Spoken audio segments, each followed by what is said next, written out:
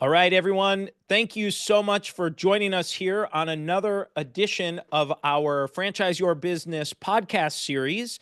My name is Tom Dufour. I'm the founder and CEO of Big Sky Franchise Team. And as folks are starting to load into the session here, just want to take a quick moment to thank you all for being here. And if you have not subscribed to our podcast channel through your favorite podcast service, Apple, Spotify, whatever it might be, please check us out at Franchise Your Business and subscribe to our second podcast called Multiply Your Success. We're fast approaching 250 episodes, and we'd love for you to subscribe and hear what we've got, some of the great activity we have going on there. And if you'd like to see it all in one place, you can subscribe to our YouTube channel, Big Sky Franchise Team. That's Big Sky Franchise Team on YouTube. Just search for us there. We have roughly 600 podcast webinars, educational sessions, and other great video content made available for you there. Now, for all of you that are joining us today, I'd just like to say and welcome our guest for us today, who is Brad Shipe with Shipe Dosik Law. And really the purpose of this is we're in the thick of renewal season for franchising and for updating and renewing your FDD. So if you're a franchisor out there and your fiscal year ends December 31st, which most companies do, and most franchisors I know their fiscal year end is on the 31st of December, this session's for you out there. Now, I'll give a little background on Brad, and I've had the good fortune of knowing Brad for many, many years and have worked with his law firm for many years and referred many clients to him and have had many clients that just continue to give high regard and high remarks to the quality of service they receive from them. Brad is a partner with Shipe Dosik Law, which is based in Atlanta, and they specialize specifically in franchising.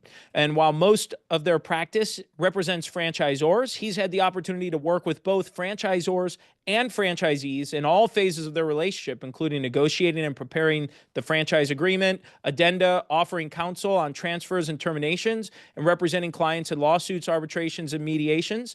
And Brad has been recognized as a legal eagle, which is a designation and given by the Franchise Times. So with that, Brad, I'd love to just turn things over to you and just start this conversation about updating the FDD, and let's just talk about it a little bit here. Sure. Thanks, Tom. So we're at the time of year where most of our franchise clients are getting ready to prepare their 2025 FDDs. As you mentioned, they're based on the fiscal year, and for the most part, FDDs are due to be updated. Let me rephrase that. Most of the time, FDDs go stale within 120 days after the end of the fiscal year. So for, again, most franchisors, the fiscal year ends on December 31st, meaning they need to update their FDD by the end of April if they want to keep selling franchises. There's a couple of little, depending on where the franchise or is registered, there's some changes to that. Like California, it's 110 days after the fiscal year, and Hawaii, it's 3 months. So if you are registered in those states, you need to be even quicker. Yeah, wonderful, wonderful. Well, I'd love for you to just from a let's just say a kind of more of a high level. So you mentioned there it's within the 120 days of the fiscal year end for most, outside of those exceptions you mentioned. Why is this important? I mean, why does a franchisor even have to do this? Sometimes clients we both work with, they're new to franchising, they get their FDD. Now the year passes, they say, wait a minute, what is this all about? Where maybe they forgot about what you're supposed to do for these renewals. So why is this in place? What's the significance of it? Well, the most significant part is that it's the law. It's dictated. And by the way, that's a pretty good reason. Yes. The biggest one being the FTC has a franchise rule, and the statutes are that you have to keep this updated. Keep in mind, a franchise disclosure document is in many respects a sales prospectus, and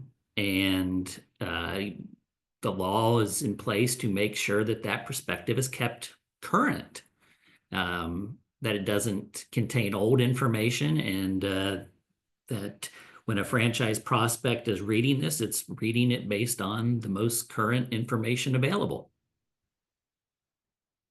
Perfect. And for someone that's coming in, so I always think it's interesting. Let's look at this from two facets and kind of go in two directions here for the conversation I think would be important. And by the way, for anybody that's tuning in live, feel free to type any questions that you might have into the chat box or into the Q&A, or hit the raise hand feature. And we've got a close-knit enough group here that I can unmute you if you just want to ask the question directly, if you'd like to do that. But what I'm thinking here, Brad, for the course of the conversation, what if I'd like to have you go one direction in terms of some of the requirements. What's required for the update? What are the things that need to be done to make it happen? And then I'd like to talk a little bit about on the franchise sales end. How does this impact your franchise sales when you update or don't update, or renew or don't renew, and all of the things there? So let's start with some of these requirements. What's required to get this update going, and what does that generally look like? Well, again, for the most part, it's a matter of updating the information that's in there. Some of the key things that to keep in mind are uh, if there's new officers, directors, you'd want to update item 2. That you have new sales managers, that would be the sort of thing that would be updated. Litigation, if there's any changes to your fees, franchisors may want to raise certain fees. That would be the time to do it. Item 7 includes the initial estimate of cost to get for a franchisee to get their business up and running. And especially over the last few years with inflation, some of those costs may go up. And again, the point being to keep that information current. You have other items. So Brad, I'll interrupt there for a second. Speaking specifically on the investment chart on item 7. So I know you mentioned inflation and things. So just to dig in on that a little bit, what do you generally recommend to your clients when they start looking at item 7? Are there specific categories that you generally see this look at? Do you have them examine the entire document, kind of just really do a refresh to say, maybe it's been a few years since you priced everything out. Do you need to go back and do that? How do you suggest that happens? Really, I do think that franchisors should be looking at this, looking at everything and doing a refresh. A good idea for franchisors, as their franchisees are building out their units or getting them up and running, is to have those franchisees provide the information so that you can make sure that you are keeping up-to-date numbers. Just as an example, if we're finding out that build-out costs for a restaurant, those are an item that have greatly gone up over the last several years. If a franchisor is asking its franchisees through the year, what have your costs been? It's easy to review those numbers and say, hey, we need to change that number.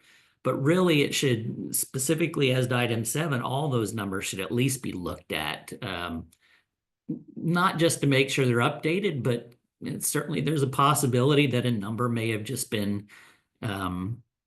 things may have just been underestimated for the prior year. So make sure we get the most accurate information for prospective franchisees as we can.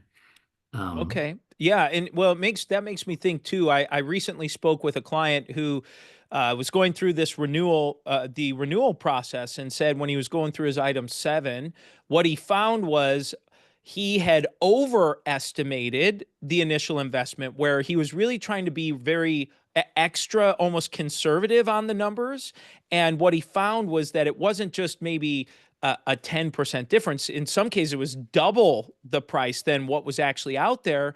And so he found that he actually had significantly overestimated, and just tightened up the initial investment a little bit to bring that into line there.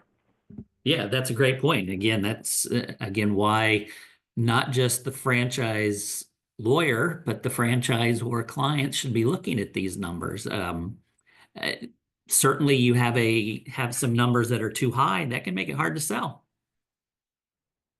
Yeah, and one number I think often about is just on that grand opening. I think about a grand opening or initial marketing package, maybe that a franchisee has to invest in opening for an emerging franchisor, where there's an educated guess on it, but after maybe a franchisee or two or three opens, they get a sense that maybe we need to spend more or less or whatever they figure out. That's one that always I've seen other franchisors really adjust those first few years in their renewals. Yeah, and certainly for an emerging brand, uh, there may be a lot of adjustments of the numbers more often than a franchisor that has a lot of units being that have been updated, or sorry, that have been opened recently, and they have a lot stronger connection with the numbers.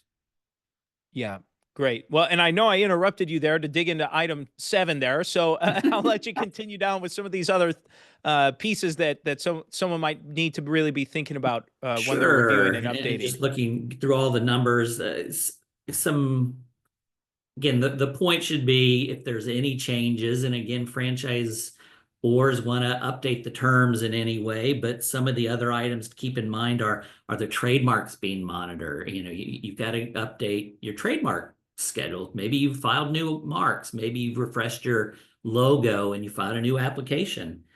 Um, your list of franchisees. You have a item 20 charts, which include how many units were opened last year. You need to update those numbers. Um, I skipped over item 19, but that's a big one. Item 19 being the financial performance representations, which typically might be, here's what our franchisees in the prior year, here's what they earned, or profit numbers, gross sales, whatever the disclosures are being. Those are a year behind. You want to make sure that you are giving franchisees, again, the most up-to-date information that you have, and it could be misleading to include 2022's numbers because you haven't updated those numbers when perhaps the system hasn't done as well over time. Maybe they've done better, in which case, again, you want to give the best numbers that you can. Yeah. Yeah, that's a really, really good point. And speaking of the item 19, um, when a franchisor has a certain format in terms of information shared, maybe they shared gross sales and cost of goods sold and a few other expense items or whatever it might be. Um, how does that work for the updating? Do they have to, for the when the renewal comes along, do they have to keep the format the exact same? Can they revise that? Can they change what's information is shared in the item 19? That's a great question. And there's no requirement that the information be the exact same type as last year. Um, I typically ask my clients, what type of information do you want to give this year? There may be some reasons we can't give all of that. We may have to give more on top of what's being asked. But the point for item 19 should be keeping in mind franchisors can't tell prospects numbers unless they're in the item 19. So if throughout the year franchisors are getting questions, hey, what is this number? And it's not in the item 19, so they can't answer it. That's a good reason to think about changing the format that you had, so that you can answer those questions. Yeah. Yeah, that's a really great point. Really great point. Um, Continuing down the line with things that are needed to provided, updating, talked about item 20 and updating your charts with your numbers, but also providing updated lists of contact information, both for the franchisees in your system and those that have left the system over the last year.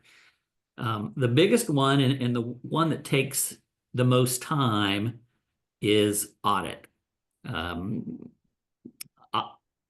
there's a ramp up period, and first year of selling, or offering franchises. The franchisor may not have audited financial statements, but as you go through time, certainly there's a requirement to have your financial statements audited by a CPA, and they are busy this time of year for many reasons. But one being is those that handle franchisor audits, all the franchisor clients are seeking to get their audits done.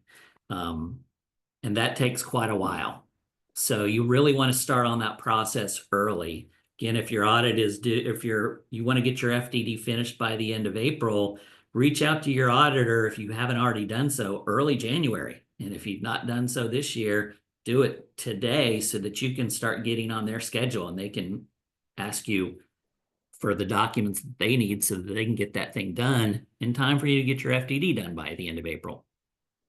Yeah, perfect. That sounds really great. And for that audit, maybe someone who's tuning in hasn't had to have that done yet, or they're wondering what that means. And I know you're not a CPA, but just you see these audits as you prepare and renew FDDs and such. So, can you give a general overview for someone who's wondering, well, okay, well, what is required in this? And I get this question a lot from emerging or brand new franchisors where they say, well, I haven't sold any franchises yet, or I've only sold one franchise. Do I really have to have an audit already on this for my renewal? Well, in terms of the question whether you have to have it done, it's based on the timing of when you first started offering and selling franchises. The role and it depends on the state you're registered in. Some states, even for a brand new franchisor, wants to have some form of audited balance sheet. But for the most part, there's a 3-year ramp up period. And for your first full or partial year, you only have to have an unaudited balance sheet.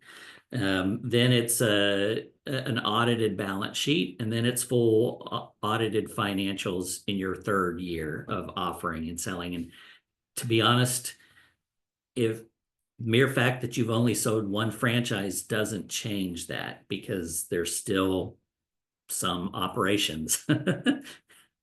Yeah.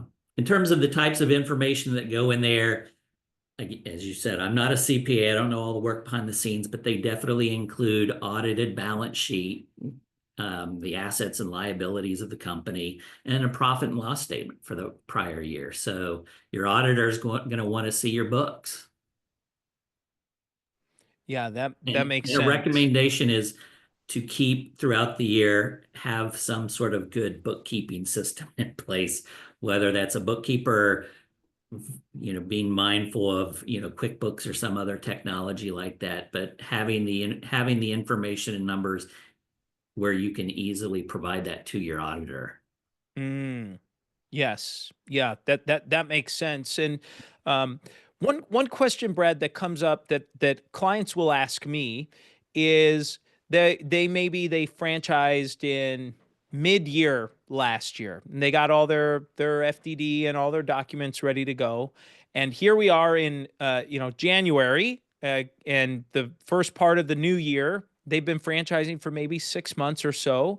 And now they're getting notifications, by the way, sessions like this, and contacted from their attorney that says, hey, by the way, it's time to update your FDD. I'll have clients say, well, what am I going to update? I haven't really done anything. And so they're just almost more curious. They're not trying to resist against it. They're just curious, say, how does this all work? So let's say someone hasn't sold any franchises yet. They're 6 months into it. What does a renewal generally look like for a client in that situation? Well, a few different things. One, again, keeping it current. So at a minimum, you want to confirm the information. I mean, I have clients who really want to make next to no changes, but as the lawyer, I want to make sure they're rereading that FDD to make sure nothing has changed, because it's easy enough to say, hey, I want to keep things the same. There's no changes, but without actually taking the time to look and see what you said last year, it's possible somebody forgot.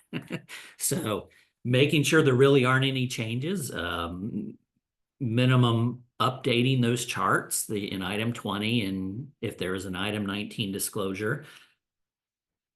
It can be it can be a minimal process, but it's still a process that needs to take place because you want to make sure that you're given information that complies with the law. Absolutely. Well, and the other question that I had that I want to kind of take down this track is to understand how this renewal process can impact franchise sales. Certainly, if there's this compliance requirement. So, how does that generally impact if you're working on one FDD for last year, you're getting the renewal, you maybe are talking to prospects in the franchise sales cycle. How does all of that, kind of interplay together with one another? Well, it can certainly provide, it can certainly add some complexity. And ideally, you want to be thinking about, can we get some sales finished by the end of April when we have to update the FDD? What that isn't always possible, of course. And if it doesn't, then that's the sort of thing to be speaking ahead of time to your franchise lawyer. Be mindful of how is that going to affect those sales in the pipeline. If a franchisor is only in non-registration states, for example, we don't have to worry about making sure the FDD is approved by, a California examiner, for example, then having the new FDD is a pretty easy process. I mean, once it's updated and approved, figure out the time we want to date it for and have it be finalized. If the franchisor is in some registration states, that can lead to situations that are referred to as going dark, meaning you have to stop once your old FDD expires. You can't have it further franchise sales efforts, and I'm using that really very generalized, until you get the new FDD signed. So I've had some circumstances where we've had franchisors who we've had the FDD ready to go, maybe been really diligent. We've had the FDD ready to go early April, but knowing that we might have to stop those efforts while we have our new FDD that's being approved, we've held off on filing it until get some of those sales across the line. Again, it can be really complicated and depend on where the prospect is, but if you get close, that's the sort of thing to be talking to your franchise lawyer about, and to try to minimize those disruptions as much as possible. It's not always possible, but we should try. Yeah. Okay, great. Thank you. Thank you for sharing that, Brad. And then in terms of timing on all of this, someone who comes in and, I generally recommend to our clients, I say, get in as early as you can. Sooner is better, to get into in terms of trying to get this done in a more expeditious manner. But how long does a renewal process generally take?